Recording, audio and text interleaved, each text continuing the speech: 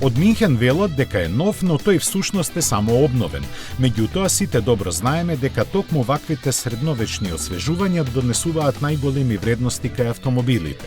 Заради тоа, со цело право може да кажеме дека серијата 5, што BMW ни ја представи пред некој ден, е вистинска ризница на високата технологија, сеедно дали е нова или сосема обновена. Затоа и ќе почнеме со изгледот кој е најмногу изменет. Тоа и не е изненадување, бидејќи оваа седма генерација на серијата 5 на BMW, која е на пазарот од крајот на 2016-та, се уште визуелно е доволно свежа и атрактивна. Тоа беше доволно нејзиниот надворешен дизајн со својата спортска традиционалност и чисти површини дополнително да се изброси само со детали како што се новите светла со LED технологија. Тие со својот потенок облик на контурата придонесуваат за помодерен изглед. Дневните светла во облик на буквата U, поставени едно покрај друго, кои создаваат прецизна и модерна слика која се рефлектира и со новата тридимenzионална графика на светлата назад, дополнета со благо изменетите браници и издувните гранки со трапезоиден пресек. Маската овој пат не е премногу зголемена, но сепак додава дополнителна широчина и височина спуштајќи се надоле, а верзиите со M-Sport пакет се нагласени и со поголемите отвори за воздух, заден спойлер и дифузор, како и со поголемите тркала.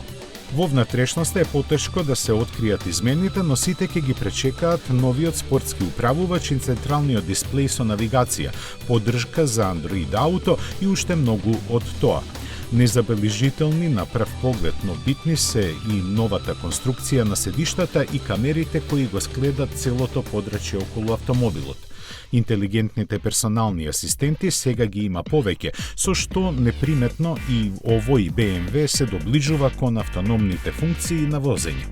Но кога ќе се префрлиме под лимот, новата серија 5 ни презентира вистинска технолошка револуција.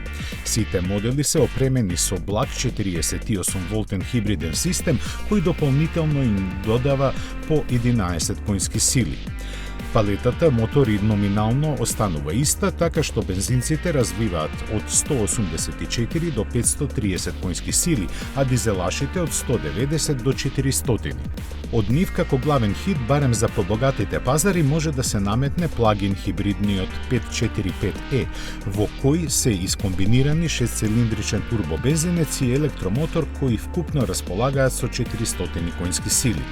Електричниот домет од 60 на километри дополнително е засилен со BMW eDrive Zone, дигиталната услуга која овозможува секое возило со неа автоматски да премине во електричен режим на работа кога ќе влезе во локално дефинирана зелена зона на сообраќај. Но без разлика какви се, сите мотори се спојуваат со стандардниот 8-степен автоматски пренос. Интелигентниот X-Drive погон на сите тркала се нуди како стандардна или дополнителна опција за сите верзии со исклучок на основната бензинска. Секој возач може да избере какво подвозје сака, кое во својата најсофистицирана изведба вклучува активна стабилизација на возилото, управување на сите 4 тркала и визуелно облагородување со систем за сопирање со црвени клешти. Системите за помош на возачот кои нудат дополнителни функции, овој пат свесно ќе ги прескокнеме. Истовремено BMW ја обнови и GT верзијата на серијата 6, која не е ништо друго освен серија 5 во друг, за нас малку несватлив каросериски облик. За неа се издвоени посилните агрегати и пакети опрема од серијата 5, кои заедно со повисоката цена му додаваат дополнителна вредност на овој меѓумодел.